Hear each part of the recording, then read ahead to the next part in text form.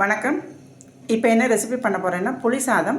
அந்த புளி சாதத்துக்கு புளி காய்ச்சல் ரெடி பண்ணுறேன். அது எப்படி பண்ணுறேங்கிறத உங்கள்கிட்ட ஷேர் பண்ணுறேன்.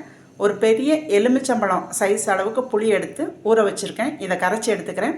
வறுக்க வேண்டிய பொருள்லாம் எடுத்துருக்கிறேன். 5 ஸ்பூன் உளுத்தம்பருப்பு, தோல் உளுந்தம்பருப்பு, 5 ஸ்பூன் கடலைப்பருப்பு, 2 ஸ்பூன் எள்ளு, 4 ஸ்பூன் கட்டிக்காயம், அது எண்ணெயில் போட்டோன்னா நல்லா பொரிஞ்சிருக்கு. 2 ஸ்பூன் வரமல்லி, ஒரு 10 மிளகாய், 1 டீஸ்பூன் வெந்தயம். ஃபஸ்ட்டு வெந்தயத்தை தனியாக நுணுக்கி எடுத்துக்கணும். இப்போ வறுத்ததெல்லாம் மிக்சியில் கோட்ஸாக அடைக்கிறோம். அதுக்கப்புறம் இங்கே ஸ்டவ் ஆன் பண்ணி கடாயில் ஒரு 100 கிராம் நல்லெண்ணெய் ஊற்றிருக்கிறேன். இதுக்கப்புறம் சேர்க்குறத ஒன்று ஒன்றா காமிக்கிறேன்.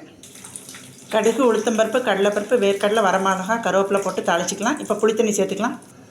1/4 டீஸ்பூன் மஞ்சப்பொடி சேர்த்துக்கலாம். வெந்தயத்தை மட்டும் தனியாக பவுடர் பண்ணிக்கலாம். மித்த எல்லாத்தையும் மிக்சியில் கோட்ஸாக நுணுக்கிட்டு வந்துடலாம். உப்பும் காரமும் உங்களுக்கு தேவையான அளவு சேர்த்துக்கோங்க. ஃபைனலாக பார்ப்போம். சின்ன துண்டு வெல்லம், பொடிச்சு வச்ச வெந்தயம், கருவேப்பிலை சேர்த்துக்கலாம். தேவையான அளவு புளிக்கரசல் எடுத்து கொட்டி கிளற வேண்டியதான். நன்றி.